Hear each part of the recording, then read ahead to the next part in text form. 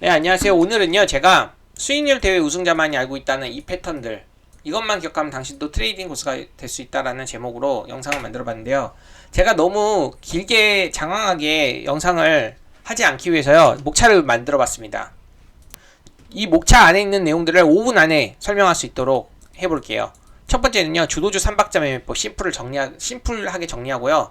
이 주도주 중에서도요, 시장이 안 좋을 때 강한 그런 재료주, 세력주, 급등주 다 똑같은 말입니다. 이런 것들이 있고요. 시장이 좀 좋을 때 가는 이런 수급주, 우량주, 기관 외국인들이 매수하는 그런 종목군들이 있어요. 이 두 개의 차이점이 무엇인지 명확한 차이점을 인지할 수 있도록 설명을 해보겠습니다.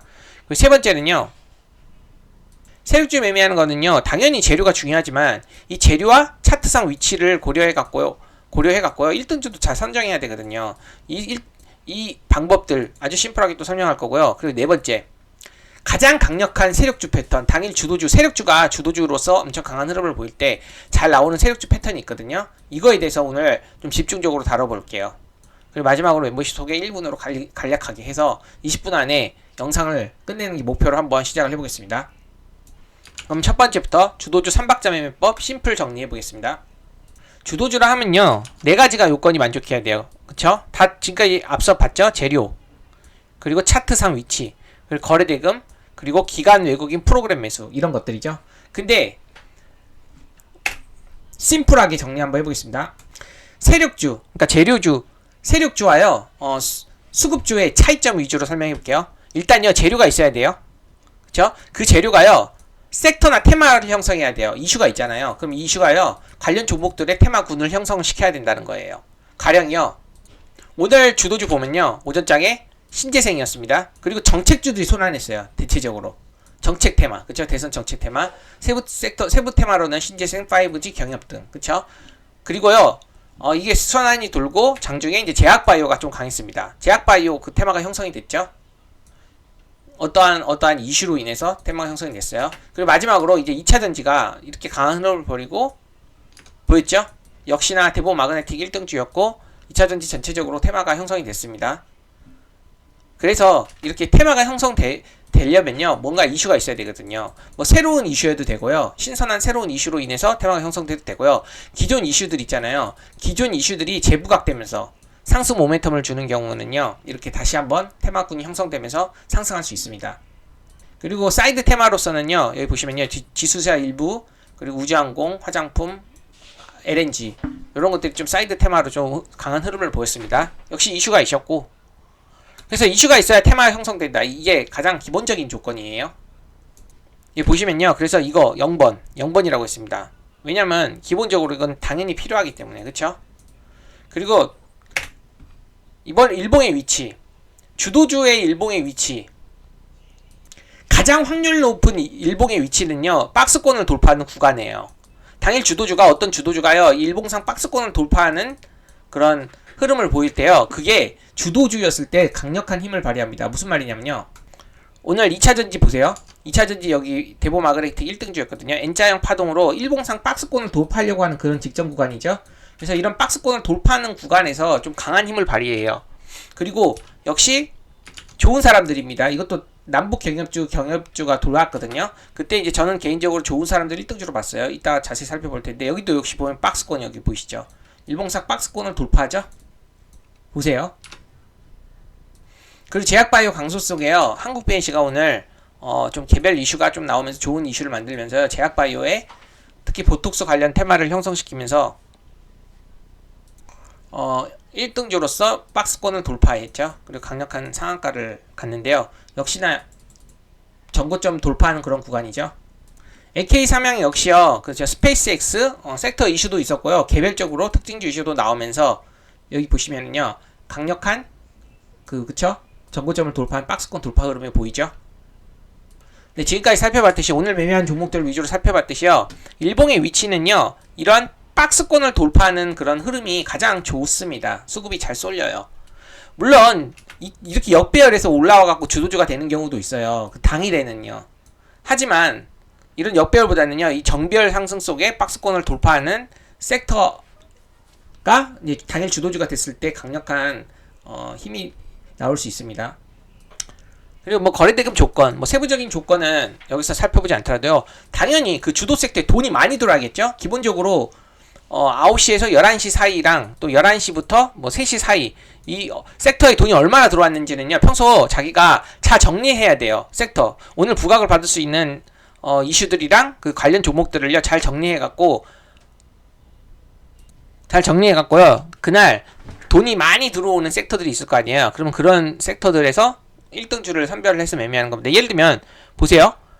오늘 여기가 돈이 많이 들어왔잖아요. 여기요. 아침 이게 1000억대거든요. 2000억대. 그래서 이렇게 딱 보면요. 저는요. 이렇게 딱 보이잖아요. 이게 또 돈 많이 들어왔죠. 제약바이오. 제가 오늘요. 5G 보세요. 5G가 오늘 첫 부각받으면서 정책적으로 부각받으면서 상한가도 가고 그 탄력이 좋았죠. 근데 어때요? 제가 여기서 매매를 좀 안 했어요. 이유는요. 이 거래대금 보세요. 21억으로 상한가하고 388억으로 상한가하고 거래대금 별로 안 들어왔잖아요. 그래서 저는 이게 오늘 좀 강한 흐름을 보여갖고 상승은 했는데 거래대금이 너무 안 들어왔다 이렇게 봐갖고요. 주도 섹터라고 좀 보기 힘든 그런 거래대금이라고 매매를 안 했던 겁니다. 예, 하고 싶은 말은요. 평소 때 자기가 이렇게 테마를 잘 정리해요. 부각을 받을 수 있는 테마들을 잘 정리해가지고요. 그 아침에 보면서 딱 눈에 띄는 테마가 있어요. 돈이 많이 들어오는 그런 테마. 그때 그게 주도 테마일까? 주도 섹터일까? 파악을 하고 주도 섹터를 빠르게 파악을 해야 되는 겁니다. 그래서요. 거래대금이 많이 들어온 섹터나 테마를 찾았다면요. 거기서 이제 대장주 본인이 생각하는 대장주 기준으로 대장주를 선별을 해갖고 매매를 하는 거예요. 여기서 제가 이제 수급주의 차이점을 들자면요. 이 대장주의 기준을 일단 볼게요. 어떤 거냐면 기본적으로 이거예요. 제가 여기다도 써놨는데 이슈가요. 섹터를 형성시키죠. 테마나 섹터를 형성시키잖아요. 어떤 테마가 막 군이 생겼어요. 그 중에 등락률이랑 거래대금이 가장 크면 그게 1등주라고 우리는 배웠잖아요. 그렇죠? 1등주의 아주 기본적인 개념입니다. 그래서 이거 등락률과 거래대금을 기본 원칙으로 삼고 그 중에 가장 상승이 높고 거래대금이 큰 종목을 1등주로 잡고 이제 차트적으로 기법적으로 접근을 하는 건데요. 이렇게 쉽게 나오는 경우가 많이 없죠. 등락률도 크고 거래대금도 크고 이렇게 한 번에 눈에 띄게 나오는 경우는 많이 없어가지고 이때 세력주를 매매하냐 수급주를 매매하냐가 결정됩니다. 그래서 이번에는 목차가 이겁니다. 재료주, 수급주, 세력주와의 수급주의 매매 차이점을 한번 지금 설명을 해볼게요. 가장 큰 차이점은 뭐냐면요. 일단 세력주는요 재료 베이스잖아요. 그렇기 때문에 재료가 있어야 돼요. 무조건 재료가 있어야 되고요. 모멘텀 재료든 일정 재료든요. 그 테마를 형성시킨 재료가 있어야 합니다. 이유 없이 상승하는 종목들은 안 돼요. 그리고 테마군 형성되지 않은 건 안 돼요. 이게 세력주의 특징입니다. 영향력 있는 재료 이슈가 있어야 되고요. 근데 반면에 수급주는 재료가 없어도 돼요. 왜냐면은요. 세력주 같은 경우는 무슨 특정 이슈가 나온 다음에 테마군이 형성돼서 상승하는 경우가 많은데 그리고 그런 종목들이 강한 주도주가 될 경우가 많은데요. 수급주 같은 경우는 그렇지 않을 때도 많아요. 그냥 예를 들면 방산, 조선 이게 매번 새로운 이슈가 나오는 건 아닌데도 계속 추세적으로 상승하죠. 오늘 삼성중공업도 그렇잖아요. 삼성중공업 보시면요. 지금 계속 상승하잖아요. 이거 기관과 외국인들이 끌어들이면서 계속 상승시키잖아요. 추세적으로 계속 우상향하면서 이해되시죠? 그리고 외국인과 기관이 계속 사들이거든요. 프로그램까지요. 그래서 계속 우상향 추세를 지속돼요. 이게 매번 이슈가 나와갖고 이렇게 상승하는 건가요? 아닙니다. 이해되시나요? 세력주와 수급주의 차이점은요. 수급주는 재료가 딱히 안 나와도 돼요. 그냥 이게 앞으로 성장성이 있고요. 실적이 앞으로도 좋을 것이라는 그런 증권사 리포트라든지 그런 것들이 있으면요. 그런 실적이라는 재료로 계속 상승하는 흐름이 나올 수도 있는 겁니다. 그 실적 재료는요. 오늘 안 나와도 돼요. 기존에 있던 실적 그 추정치라든지 예상 추정치 같은 것들 있잖아요. 그런 것들이 그대로 유지될 가능성이 크고 아니면 그거보다 더 상향된다. 이러면은요. 계속 이렇게 추세적으로 상승하는 흐름이 나오는 겁니다. 그래서 가장 큰 차이점을 두자면요. 저는 세력주는요. 재료가 있어야 되는 거고요. 그리고 수급주 같은 경우는 특별한 재료가 나오지 않더라도 기관과 외국인들이 수급이 들어온다면요. 기관과 외국인들이 수급이 당일 들어온다면요. 매매해 볼 수 있는 거예요. 그래서 제가 가장 큰 차이점을 하나 둔다면 일단 세력주는요. 여기 재료에 큰 가중치를 주는 겁니다. 그래서 재료 키워드도 잘 봐야 되고 재료의 파급력 그런 것들이 되게 중요해요. 재료를 잘 봐야 돼. 세력주 매매를 하려면요. 하지만 반면에 수급주는요. 당일 재료가 없어도 돼. 그냥 상승 명분이 있는 뭐 실적 같은 거 있잖아요. 실적을 바탕으로 추세적으로 계속 상승할 수도 있는 거잖아요. 그래서 그 수급주는요, 당일 매매할 때는요, 이 프로그램 매수라든지 외국인 기관 이런 매수세들이 어떤 식으로 흘러가는지를 체크를 해갖고 매매를 하는 겁니다. 그래서요, 세력주는요, 이걸 안 봐도 돼요. 프로그램 매수 있으면 좋은데요, 그냥 플러스예요. 가산점이에요. 세력주 매매할 때는 프로그램 매수가 있으면. 하지만 수급주와의 같은 경우는 무조건 이게 보세요. 프로그램이라든지 외국인 기관 이런 매수세들이요, 상당히 중요해요. 당일. 그렇기 때문에 수급주 매매할 때는 이게 필수고요. 이 재료는요, 가산점이에요. 그냥 있으면 좋고, 조선 섹터가 앞으로도 실적이 계속 좋아갖고 우상향하는 흐름에서요, 오늘 또 좋은 이슈까지 나왔다. 테마성으로. 그러면 가산점이라는 거죠. 이 재료가. 그래서 만약에 오늘 프로그램 매수도 들어오고 외국인 기관도 매수세도 들어와요. 그리고 재료도 있어요. 그럴 경우에는요, 거래대금이 큰, 예를 들면 삼성중공업이라고 할게요. 삼성중공업을 매매하냐, 거래대금은 좀 작지만 등락률이 큰 뭐 1승이나 그쵸? 오리엔탈 전공 이런 대표적인 그 세력주잖아. 이런 것들을 매매하냐. 왜냐면 탄력은 이게 좋은데 거래대금은 이게 커. 그리고 그날 재료도 있고요. 이 프로그램 매수세가 이 삼성중공업 들어오면서 이게 전체적으로 섹터가 테마가 상승하는 흐름이에요. 그럴 때 고민을 하는 거죠. 세력주 매매하냐, 수급주 매매하냐. 세력주 매매하게 되면요, 새로운 재료가 있는지 이런 것들을 보고 차트상 맥점, 그리고 차트상 어떤 구간에서 재료가 나왔는지를 보고 대장주를 고려하고 매매를 하는 거고요. 그러니까 재료를 되게 중요히 생각해야 돼요. 그 재료가 어떤 구간에서 차트상 어떤 구간에서 나오고 수급이 흘러가는지, 거래대금이 나오는지. 그리고 수급주를 매매하게 되면요, 당일 프로그램 매수. 왜냐하면 프로그램이 대부분이 외국인들이 프로그램을 통해 갖고 매수를 하거든요. 기관과 외국인들이요. 특히 제가 조선을 제가 사례를 드렸는데, 조선이요, 대부분이 외국인이 수급 주체예요. 그러니까 주포예요, 주포. 그렇기 때문에 프로그램 매수로 계속 사들이기 때문에 이 프로그램 매수가 중요하거든요. 이 차이가 있는 거예요. 이해되시나요? 가장 큰 차이점. 재료는, 세력주는 재료가 중요하다. 그리고 프로그램 매수는 가산점일 뿐이다. 그리고 수급주는 프로그램 매수 이게 중요하다. 왜냐면 이게 실시간으로 외국인 기관의 그런 매매 동향을 알 수 있기 때문에 프로그램 매수가 필수다. 거의. 그쵸? 하지만 어때요? 당연히 주포 알고, 주포가 어떤 프로그램 매수로요, 그 주가를 핸들링 한다는 걸 알아야 되는 거예요. 그건 기본 전제고요. 그 다음에 이제 재료는요, 당일 있으면 좋고, 테마성 재료가 있으면 좋고, 없어도 가산점이고 있으면 없어도 뭐 상관없다. 이것만 들어오면. 이해되시죠? 수급주는 수급을 가장 우선하기 때문에. 그럼 이 두 번째도 끝났습니다. 빠르게 끝냈죠? 세 번째, 세력주는 재료와 차트상 위치를 고려 1등줄 자선정의에 대한, 이거를 한번 설명해 보겠습니다. 제가 세 번째 걸 하려고 했는데요, 세 번째보다 네 번째를 더 설명하는 게 좋을 것 같아요. 그리고 나서 세 번째를 설명하는 게 더 이해가 쉬울 것 같습니다. 가장 강력한 세력주 패턴을 설명하겠습니다. 오늘 지금 수급주는 안 하고요, 세력주만 이렇게 지금 하는 겁니다.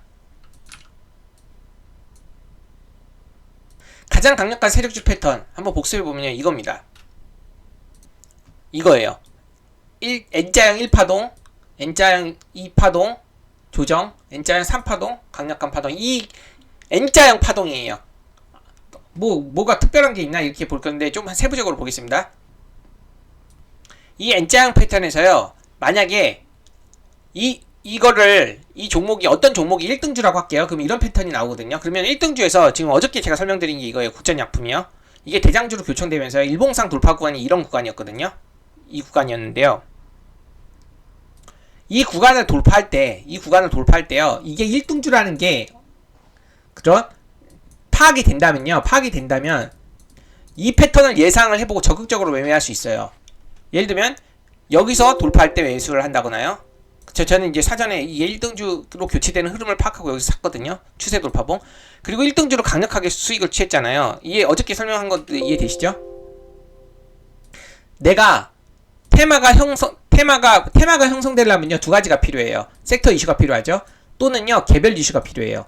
그러니까 예를 들면 섹터 이슈가 나와갖고 그 중에 등락률과 거래대금이 큰 세력주라면요, 등락률과 거래대금이 큰 종목을요 1등으로 보는 거고요. 그리고 만약 개별 이슈가 나온다면요, 그 개별 이슈로 인해서 어떤 종목이 상승할 거 아니에요. 예를 들면 국전약품이라고 할게요. 그러면 이 종목만 상승하는 게 아니라 테마를 형성시켰어요. 개별 이슈가 테마를. 다른 종목들도 막 상승하는 거예요. 왜냐면 다른 종목들은 이슈가 없어요. 섹터 이슈도 없는데 이 개별 종목군이 강한 흐름을 보이니까 이 종목을 평소 관련됐던 이 종목들을 관련됐던 이 종목들을 따라가는 거예요. 관련된 종목들이 이 종목을 따라가는 거. 그럼 테마가 형성된 거거든요. 그럴 경우가 있어요. 이렇게 테마가 형성된 경우가. 이 경우는 섹터가 이슈가 있었는데 이 섹터 이슈에서도 이게 후속으로 나중에 거래대금이 터지면서 1등주 흐름을 보였기 때문에 이 패턴을 예상을 해보고 제가 1파동을 크게 먹은 거잖아요. 이거를. 그쵸? 그리고 나중에 이 3파동에서 공략해갖고 눌림 공략해서 이거 한 5% 이거 10% 이상 이렇게 취했거든요. 이 패턴이 가장 강력한 패턴인데 언제 공략하는 게 좋냐면요. 정말 테마가 형성되는 모습을 보고 1등주를 잘 매매를 한다면요. 여기서 매매하는 게 가장 베스트예요. 이곳에서 어떻게 매매하느냐에 대한 노하우를 지금 설명드려 보겠습니다. 일단요, 가장 심플한 게 이거예요. 이게 일봉을 제가 이제 오른쪽에다 그려볼게요. 일봉이 이런 식으로 있어요. 박스권이. 이렇게 막 있다 할게요. 이렇게. 그러다가요, 일봉이 이제 여기서 박스권 돌파해요. 일봉상 이 전고점 돌파 구간이요, 이 분봉상 전고점 돌파 구간과 일치하는 게 좋아요. 의미 있는 매물대를 다 돌파하는 그런 직후에 그 재료가 나오면서 테마를 형성시키는 1등주. 아주 빠르게 포착해야겠죠?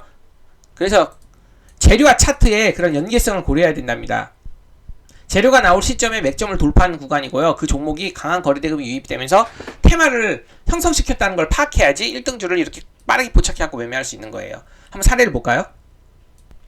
2차전지가 최근에 집단 강세 테마를 이룬 적이 있었어요. 그쵸? 바닥권에서 이렇게 역배열로 올라오면서요. 그 중에 대보마그네틱이라는 종목이 세력주에서 1등이었거든요. 이게 가장 먼저 상한가를 쳤어요. 오늘 뭐 섹터 이슈도 있었지만요. 이게 테마를 형성시켰다는 것들을 파악해볼 수 있었습니다. 여기서요. 여기 보이시죠? 그래서 여기서 강력한 거래대금이 유입될 때 이슈를 체크해봤을 때 전체적으로 다 2차전지 관련 주식들이 오르고 있는 상황을 포착한 상황에서요. 세력주 중에 이거는 좀 1등 거를 파악하기가 쉬운 게 뭐냐면요. 1등은 상한가를 갔거든요. 가장 먼저 이때요. 2차전지 강세 속에 세력주 중에 가장 빠르게 자이글이랑 이 종목이 좀 강했는데요. 대보마그네틱이 상한가를 친 적이 있었어요. 최근에. 그쵸? 그리고 음봉으로 전일 이렇게 음봉이 나오고요. 오늘요 양음양 패턴이 나오는 모습이었습니다. 보통 패턴적으로도요 1등주가 잘 맞아 떨어지거든요. 근데 2차전지 전체적인 이슈가 있으면서도 이렇게 강한 흐름을 보여갖고 테마를 형성시켰어요. 이게 세력주들을. 그래서요 보시면은요 이렇게 1차 파동이 강력하게 흘러갈 때요 의미 있는 구간 보시면요 이런 매물대 이 윗꼬리 빼면요 이 매물대 의미 있는 구간 이런 구간이거든요. 그래서 의미 있는 구간을 돌파할 때 섹터 이슈가 나오고 또는 개별 이슈가 나오고서 이렇게 강력한 파동이 나올 때 있죠. 이렇게 거래대금이 크게 된다면요. 그리고 나머지 후속주들 이게 탄력이 좋았고 거래대금이 제일 컸어요. 그렇기 때문에 대보마그네틱이 매매보기 좋다고 제가 이제 코멘트를 드렸던 거고요. 그때 어때요? 이 강력한 1차 파동에서 공략을 했죠. 여기서 보시면요. 이게 제가 설명드렸잖아요. 이 강력한 1차 파동이 이 의미 있는 구간을 돌파하는 구간에서 좀 일치하고요. 그리고 그때 이 디마크 고가 돌파하는 거 보이시죠? 그리고 디마크 고가 지지받고 다시 한번 돌파. 그래서 이 디마크 고가 지지받는 거 보고 여기서 이제 산 거죠. 이게 강력한 1파동 안에서의 돌파 눌림 매매예요. 그래서 여기서 매매하게 되면요. 요즘 최근 트렌드가 1차 파동이 너무 강력하게 나와요. 이런 식으로. 그리고 2차 파동, 3차 파동은 가는 척하면서 이렇게 무너지는 경우. 예전에는 이렇게 정직하게 나왔다면요. 요즘에는요. 1차 파동이 강력해요. 그리고 1차 파동이 강력하다 보니까 조정이 좀 깊어지다가 다시 정고점을 돌파 못하고 무너지는 경우도 많아갖고 제가 1차 파동, N자형 파동에서 1차 대파동이 나올 때 저는 공략을 좀 많이 하거든요. 1등주를 빠르게 파악했기 때문에 가능했던 거고요. 이 양음양 패턴이 만들어지는 그걸 예측해 볼 수 있었고 그 중에 거래대금이 크고 등락률도 큰 종목을 이제 여기서 매매를 해볼 수 있던 겁니다. 평소 이거를 잘 매매하려면요. 관련 종목군들을 잘 간종을 해놔야 돼요. 그리고 1등주가 뭔지도 미리 알고 있으면은요. 매매하기 또 수월합니다. 그리고요 보시면은 두 번째로는요 좋은 사람들입니다. 이것도 보겠습니다. 이것도 보시면요 어때요? 이것도 한번 복습해볼까요? 이 모습이 지금 이 모습을 예상을 했거든요. 여기 나올 때부터 제가 뒤에서 보여드릴게요. 여기서도 코멘트를 드렸어요. 이게 N자형 대파 1파동일 가능성이 크다. 그렇기 때문에 한번 공략. 왜냐면 여기 돌파하는 구간이었거든요. 이해되시죠? 이 박스권을 돌파하는 구간이 여기 구간이었고요. 그래서 이제 여기서 적극적으로 어때요? 이 박스권 돌파하는 구간에서 이 경협주 1등으로 이게 상승률이 좋았거든요. 신원이라는 게 거래대금은 더 좋았지만요. 차트상 맥점 그리고 이 호가창의 흐름이 좀 더 괜찮아갖고 이걸로 매매를 했는데요. 보시면은요. 이걸 1파동으로 보고 그쵸? 이 1파동 안에서 조금 높게 공략하긴 했지만 조금 더 떨어지면 잡으려고 했거든요. 근데 많이 안 잡히고 1파동에서 공략을 해갖고 여기서 이제 장대 항복 나올 때 던졌고 그 다음에 이 3파동에서 눌림에서 다시 한번 올르게 될 때 들어간 다음에 라운드 B가 1,000원이라고 봤거든요. 이 1,000원 구간에서 매도를 한 모습입니다. 그럼 여기서 특징을 보시면요. 일단 분위기를 알아요. 시장 분위기가요. 어땠어요? 시장 분위기가 지금 정책주들이 수단이 되는 모습들이 나왔잖아요. 그쵸? 태양광, 뭐 5G, 퓨리오사 AI, 남북 경협주, 그쵸? 그 중에 1등주들 앞서갔는데 좋은 사람들이 엑스페릭스 이런 거 이렇게 1등주를 앞에서 이렇게 관련 종목들을 본다면 이 거래대금이랑 탕력도를 빠르게 살펴보고 이게 지금 현재 정책주 순환 속에서 이 경협주가 이번에 타이밍으로 들어오는구나. 그리고 경협주 이슈가 이런 식으로 나왔기 때문에 그 중에 섹터가 이슈가 나오면서 이 테마를 형성시켰을 때 다 같이 움직였을 때 이게 탄력도도 좋고 지금 차트상 맥점이고 공략 회복이 좋겠다라고 판단을 해봤던 거죠. 그러면 1등주라면 아까 어떤 패턴이 나온다고 그랬잖아요. 이런 N자형 패턴이 나온다고 그랬잖아요. 그래서 제가 그거를 평소 관종을 다 하고 있었기 때문에 보세요. 좋은 사람들이 이 의미 있는 박스권을 돌파하는 이런 1파동 있잖아요. 예측을 한 거죠. 이 대파동. 이제 이게 N자형의 이런 대파동의 가능성이 크다. 이게 이렇게 나오는. 그쵸? 아까 이 모습이었잖아요. 이 모습. 그쵸? 이 모습이 나올 가능성이 크다라고 판단을 하고 이제 여기서 코멘트를 드렸던 거고요. 제가 이때 이렇게 적어놨어요. 이게 이제 상한가까지 거의 갔는데 28% 정도까지 현재는 경협테마가 형성되었고요. 일봉 돌파는 현재를 분봉상 대파 1파로 보고 그러니까 이거를 대파 1파로 보는 거죠. 이 N봉상 이 대파 1파 여기요. 이 대파 1파로 보고 저는 매매 볼까 합니다. 그리고 좋은 사람들은 1,000원이 강한 라운드 피겨 저항대로 보고 있습니다. 이렇게 코멘트를 드렸고 실제로 1,000원까지만 아까 그래서 봤던 거잖아요. 더 상승하긴 했지만 이 라운드 피겨 1,000원이요. 그래서 경협주 테마가 형성이 됐다는 걸 파악하고 그리고 재료를 체크하고 재료의 파급력이 가장 강하게 받는 종목이 좋은 사람들이라는 거를 파악을 한 거죠. 왜냐면 차트상 맥점 구간. 그러니까 재료가 도출되고 재료가 나와갖고 섹터 수급이 나왔을 때요. 이런 탄력도도 중요하지만요. 차트석으로 맥점이 있느냐. 이미 크게 상승해갖고 맥점 이런 돌파 맥점에서 이격이 크게 벌어진 종목이라면요. 또 안 해요. 그러니까 재료와 차트와 이슈, 그러니까 재료와 그쵸? 그 테마 형성된 건가? 그리고 차트상의 그런 맥점들이 다 일치해야지만이 매매할 때 수급이 쏠려갖고 수익을 볼 수 있는 겁니다.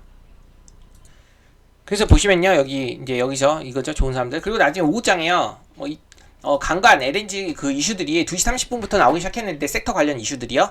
처음에 수급에 반영이 안 되더라고요. 수급이 반영이 안 되다가, 개별 찌라시가 돌더라고요, 하이스트리. 그리고 그 찌라시만 봤을 때 수급이 안 돌다가요, 갑자기 수급이 들어오는 모습을 포착했어요. 그래서 하이스트리를 제가 매매를 했는데 한번 보겠습니다. 제가 이때 이렇게 설명드렸던 거예요. 보세요. 이 하이스트리, 이 의미 있는 이게 전일 고가거든요. 여기 박스권, 작은 박스권 한번 볼게요. 이 작은 박스권이요. 이 작은 박스권. 이걸 안 보는 겁니다. 지금 여기서는요. 이 작은 박스권을 보는 거예요. 그래서 제가 이걸 표시한 거예요. 이 파란색이 뭐냐면요. 전일 고가예요. 그래서요, 찌라시가 돌고 나서, 보세요. 거래대금이 들어오면서 이 전일 고가를 돌파하죠. 여기서. 그쵸? 그래서 제가 이제 이 돌파하는 이 맥점에서 여기 맥점에서 역시나 이거를 대파 1파로 보고 다음날 종가 매매 이 시간대상으로 2시 30분 넘어가면요 다음날 오전장까지 시세가 이어지는 경우가 많거든요. 그래갖고 시간대상 이건 종가 매매로 접근을 한다고 이제 말씀을 드렸는데요. 저는 실제로 종가 매매를 하고 근데 여기서 종가 매매 이걸 대파 1파로 본 거죠. 그리고 이렇게 가고 이런 식으로 이걸 큰 그림을 본 거예요. 왜냐면 이게 작은 박스권 돌파하고 1등주라고 파악했기 때문에 이 종목이 뿐만이 아니라 다른 것도 상승하는데 등락률이랑 거래대금 측면에서 이게 1등이었어요. 세력주. 그래서 여기서 샀어요. 그리고 나서 이 대파 1파의 소파 눌림에서 또 사고요. 조금 더 이렇게 눌리면은 여기까지 전일 고가를 돌파하면요 이게 지지가 되거든요. 그리고 돌파. 그래서 이 구간에서 산 다음에 실제로 오늘 당일 그냥 7% 이상 나왔어요. 그리고 제가 평소 말했잖아요. 이 대파 1파는요 15% 저항대에서 여기서 밀리는 경우가 있다고. 여기 윗골 달리는 거 보이죠? 그래서 여기서 밀려버렸을 때 그냥 다 청산했던 겁니다. 이게 7%가 넘었거든요. 한 7% 정도 됐거든요. 5% 이상부터 청산을 했던 겁니다. 종가 매매할 때도 원칙이 있어요. 그냥 1차 파동 때 아까 말했죠. 이렇게 N자형 파동이 있는데 그냥 보통 이렇게 가는 게 정상인데 요즘에는요 이상하게 1차 파동이 너무 강력해요. 그리고 2차 파동이 조정도 갔다가 죽으면서 이런 식으로 죽어버리더라고요. 1차 파동이 너무 강력하면요 조정받고요 이 고점을 넘기지 못해요. 왜냐면 여기서 거래대금이 많이 터지는데 물린 사람들이 많아요. 그래서 거래대금 넘기지 못하고 이렇게 밀려지는 경우가 많아서요. 그래서 눌림목이 잘 안 맞는 경우가 많습니다. 이런 원리 때문에. 그래서 저는요 이렇게 슈팅이 강력하게 나왔다면은 7%는 나와버렸잖아요. 그러면 그냥 던지는 게 나아요. 일단 과도한 슈팅이 나와버린다고 판단이 된다면 1차 파동 때. 그래서 그냥 그래 땡큐 그냥 7% 줬으면 됐지 뭐. 종가로 들어갔는데 당일 10% 주면 괜찮잖아요. 그래서 청산을 했던 겁니다. 그래서 제가 이제 한 5, 6% 정도 상승했을 때 LNG 강세 속에서 지금 하이스틸이 들어오기 시작했다, 돈이 여기서. 그렇기 때문에 하이스틸 저는 매매합니다. 그리고 종가 매매로 저는 장막판이라 이게 막판에 테마를 형성시키면요, 이게 다음날까지 시세가 이어질 수 있기 때문에 제일 막판 3시쯤에요. 보세요, 3시쯤이잖아요. 3시쯤에 제일 막판에 형성될 수 있다고 판단을 했어요. 하이스틸이 그때 이때, 그쵸? 그래갖고 이게 13%인가 14%인가 하여튼 슈팅이 좋아버려갖고 던지긴 했는데요. 요때 이놈이 아니라 넥스틸, 평소 잘 따라오던 넥스틸이랑 같이 움직이면서 테마 형성된 1등이라서 강할 수 있다고 판단했던 겁니다. 근데 1차 파동이 역시 강력했기 때문에 그냥 던진 겁니다. 이건 대파 1파로 봤던 거예요. 이해되시나요? 매매는 못했지만 제가 잠깐 하나 체크를 하면요, 이거 보세요. 한국 BNC라는 게 있잖아요. 한국 BNC. 이것도 개별 이슈가 나오면서요, 그쵸? 이 관련 이제 제약바이오 관련 주식들이 좀 상승을 나왔는데, 여기 박스권을 돌파하는 구간 보이시죠? 이 박스권을 돌파하는 구간에 실제로 재료가 여기서 나왔어요. 한번 볼까요? 뭐 재료에 뭐 그 분석은 안 하더라도 재료 어떤 영향력 있는 재료라고 할게요. 영향력 있는 재료가 이 정도에서 나왔거든요. 여기 돌파하는 시점에 거래대금이요. 그때 이 돌파하는 구간이잖아요. 여기서 왜 터졌나 싶었어요. 그래서 재료 찾아봤더니 재료도 없더라고요. 근데 여기서 조정받더니 다시 돌파하면서 재료가 거래대금이 크게 터지면서 그때 재료가 뜨더라고요. 이 재료가 뜨는 시점 보시면요, 이 의미 있는 구간 돌파죠. 그리고 여기서도 일봉상 돌파죠. 그쵸? 돌파, 그리고 재료가 뜨는 시점이었어요. 그러다 보니까 강력한 이걸 1파동으로 볼 수 있는 거겠죠? 근데 저는 매매는 안 했어요. 이 종목이 평소 때 거래대금이 큰 것도 아니었고, 그쵸?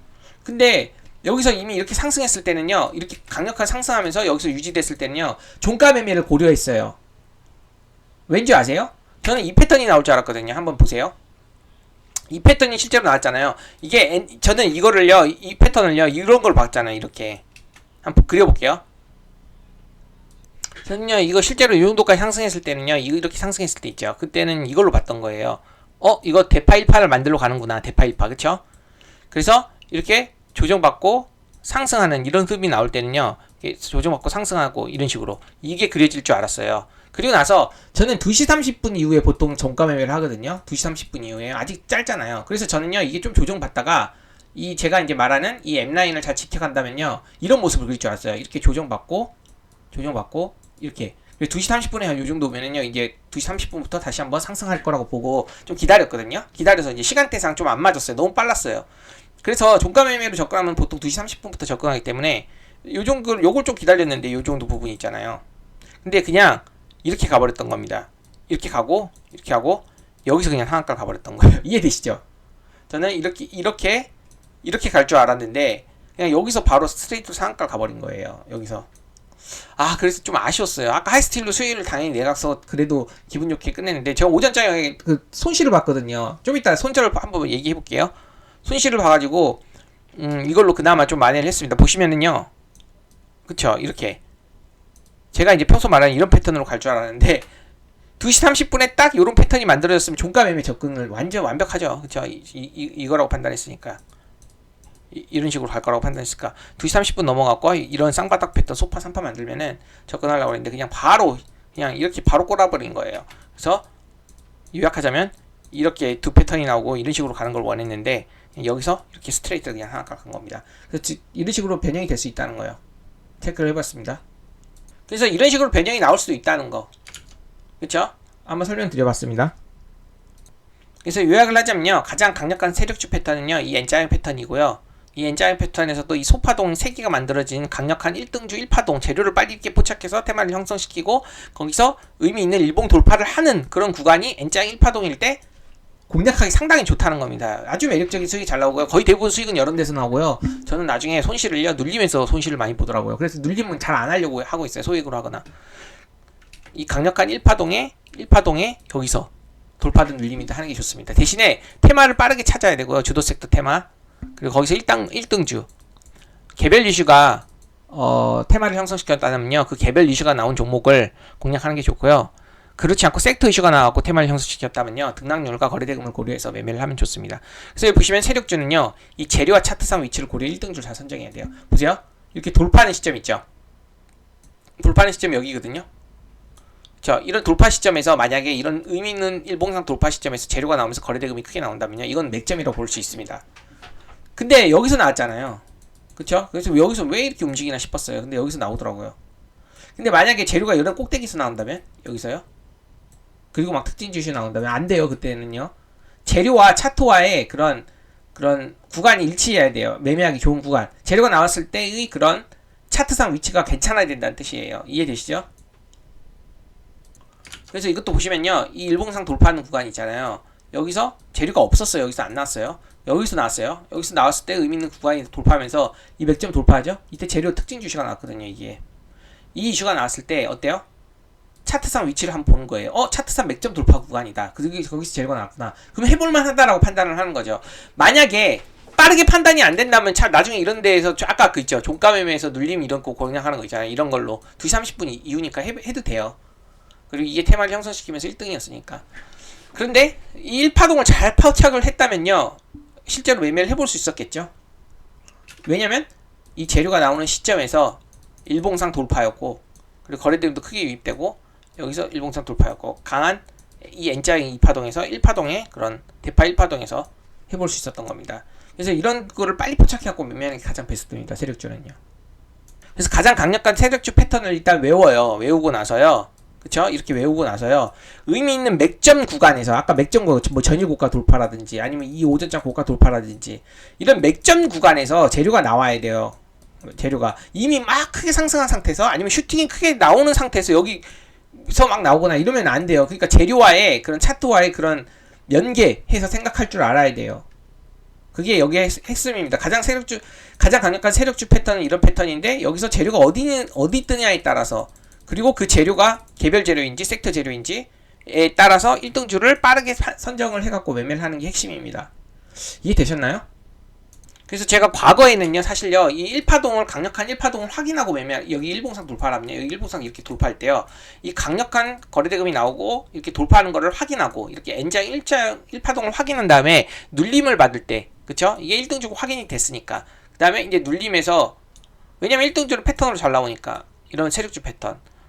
그래서 눌림에서 잡아갖고 다시 상승할 때 던지는 그런 매매법을 조금 설명을 많이 드렸는데 이게 요즘에 안 먹히더라고요. 잘. 왜냐면요. 왜 안 먹히냐면요. 이 1차 파동이 과도하게 나올 경우가 많더라고요. 1등이더라도요. 그래서 제가 아까 하이스틸도 과도하게 나와갖고 그냥 당연히 7% 던진 거고. 이해되시죠? 보통 1파동에서 잘 공략해도 3%에서 4% 정도 5% 나오나 많이 나와야? 그렇게 나와야 정상이거든요. 잘 매매하더라도. 근데 요즘 이상하게 이 강력한 N장 1파동에서 1파동이 너무 강력하게 나와버려요. 아까 보셨죠? 이거 보시면요. 그냥 여기서 그냥 상한가를 가버리죠. 1파동에서. N장이 1파동이라고 판단한 데서 그냥 상한가를 가버리거나 아니면 난 여기는 N장이 1파동인데 너무 심하게 슈팅이 나와버린다거나 그럼 당연히 던져야죠. 그쵸? 그리고 나서 나중에 이렇게 조정받으면요. 좀 시간이 오래 걸리고 다시 상승한다거나 아니면 그냥 밀려버리는 경우도 나와버리기 때문에 그래서 세력주 패턴을 기억하고 있대요. N장 1차 대파동이 너무 강력하게 나온다면요. 조정 매매 좀 피하는 게 좋습니다. 그래서 결론은요. 여기서 매매하는 게 가장 좋다. 오늘의 결론. 왜냐면 최근 트렌드가 여기서 너무 테마를 형성시키는 주역 1등주가요. 여기서 강력한 흐름을 보이더라고요. 그래서 여기서 매매하는 게 가장 좋은데요. 그걸 잘 날려면 평소에 관종 정리 잘 해야 되고요. 장전에 어떤 이슈가 부각이 되면서 테마가 형성될지 섹터가 형성될지를 미리 정리한 다음에 평소 1등주 했던 그 종목부터 쭈루루 나열한 다음에요. 실제 이게 수급으로 반영이 될 때 이 파동을 일본가 생각할 때 일본가요. 이 재료 나왔을 때 시점이랑요. 연계해갖고 수급을 보고 거래대금을 파악하고요. 1등주를 여기서 빠르게 포착해서 매매하는 게 좋지 않나 이렇게 결론을 내려보겠습니다. 지금까지 설명한 내용들이 어려웠나요? 물론 말은 쉽지만요. 실제 매매에서 능숙해지기까지는 시간이 상당히 걸려요. 특히 재료주들은 등락이 크고 너무 살려고 했을 때 이미 가버리고 늦게 포착하고 막 이런 경우가 많잖아요. 그래서 많은 연습들이 필요해요. 포착하는 노하우, 뉴스 빠르게 체크하는 노하우, 뉴스의 핵심 키워드라든지 그 뉴스의 파급력을 뭐 이런 것들이 빠르게 판단할 수 있는 그런 것들이 융통성이 필요하거든요. 그리고 그 세력주 패턴도 조금 변형되기 때문에 매매를 많이 하면서 그 변형이 됐을 때의 그런 흐름들을 예상을 하고 매매를 할 줄 알아야 되거든요. 그래서 너무 어려울 수도 있어요. 이걸 잘 못할 수도 있어요. 특히 나이가 들면 들수록요 어려운 매매법이에요. 이 세력주 급등주 매매법은요. 그래서 이 매매법이 너무 안 맞는다. 그리고 수익도 잘 안 나고 너무 빠르고 힘들다 싶으면요. 아까 말했죠. 이 재료가 없더라도 수급이 크게 들어오면서 좀 느릿느릿하더라도 안정성 있게 상승하는 그런 수급주들 있잖아요. 이런 것들을 매매하는 걸 권장드려요. 그래서 제가요, 멤버십에는요, 정말 자세하게 다뤘어요. 제가 지금 공개 영상에는요, 막 자료도 많이 안 넣고 사료도 많이 안 넣고 그러긴 했는데, 제가 이거는 되게 정성 들여 만들었거든요. 멤버십에 있는 것들은요, 자료도 이렇게 많아요. 디테일한 그런 측면들 막 이렇게 다 글로 적어놨고, 그 글을 하나하나씩 읽어가면서 세세하게 좀 설명합니다. 제가 수급주요, 초보자들도 쉽게 따라 할 수 있는 수급주 단타 있잖아요. 엄청 자세하고요. 시중에 유명한 분들이 많잖아요. 수급주에 유명한 분들이요.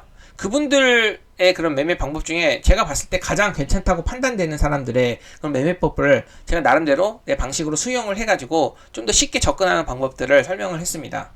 그래서 제가 이거 초보자도 쉽게 따라할 수 있다고 했잖아요. 세력주랑 비교도 안 돼요. 종목 선정 압축법도 엄청 쉽고요. 그리고 그 종목을 어떻게 매매하는지도 되게 천천히 여유롭게 할 수 있어요. 그래서 좀 자금력이 크고요. 좀 여유로우신 분들이 있죠. 마음의 여유가 좀 있는 분들. 그냥 바로 막 수익 안 줘도 돼. 막 1, 2분 만에 3%, 5% 안 줘도 돼. 그냥 천천히 가서 나는 한 2%, 3%만 먹어도 된다. 그래, 1%에서 3%까지만 먹어도 된다. 느릿느릿하게 천천히 여유롭게 매수해서 분할로. 그런 매매법이 맞는다면요. 요거를 배우는 게 좋고요. 실제로 자금이 뭐 10억 넘어가거나 좀 매매의 그런 어느 정도의 안정도가 높아지신 분들은 다 이런 매매로 가요. 제가 특정인들을 다 구분을 할 수 있거든요. 되게 시중에 유명한 사람들을요, 세력주 매매냐, 그쵸? 급등주, 세력주, 재료주 매매냐, 아니면 수급주, 우량주 매매냐를요, 다 구분할 수 있어요. 실제로 근데 세력주, 재료주 매매 했던 분들한테 아무리 강의를 들어도 실력이 안 느시는 분들이 나중에 수급주 쪽으로 가갖고 그냥 버려버리는 경우도 있어요. 재료주를요. 특히 나이 조금 드신 분들이 수급주로 다 옮기시는 것 같더라고요. 이거에 대한 디테일을 한번 설명을 듣다 보면요, 무슨 말인지 이해가 되실 겁니다. 종목 선정법도 아주 심플하게 제가 여기다 설명드렸기 때문에 혹시라도 멤버십 가입해서 영상 보고 싶으신 분들은요, 한번 참고해 보시기 바랍니다. 목차를 만들어서 설명을 하니까 시간이 평소 때보다 좀 빠르게 끝났어요. 35분요. 30분에 끝내려고 했는데 그래도 목차 만들어 갖고 차례대로 설명하니까 시간이 좀 좀 덜 걸린 것 같습니다. 네, 내용 좋았으면요, 구독과 좋아요 부탁드리고요. 제가 멤버십 회원님들이 질문 주신 것들 있잖아요. 그리고 피드백 같은 거. 지금 오늘 이 공개 영상에서는 안 했는데요. 뭐 손절 방법이라든지 손절하는 것들 있잖아요. 왜 이걸 어떻게 저렇게 손절하고, 그리고 왜 종목 선정이 틀렸고, 그런 것들 피드백을 많이 저한테 원하셔갖고 막 주셨는데요. 제가 그거를요, 주말에 읽어보고 다 멤버십에다 올려드릴게요. 예, 알았죠?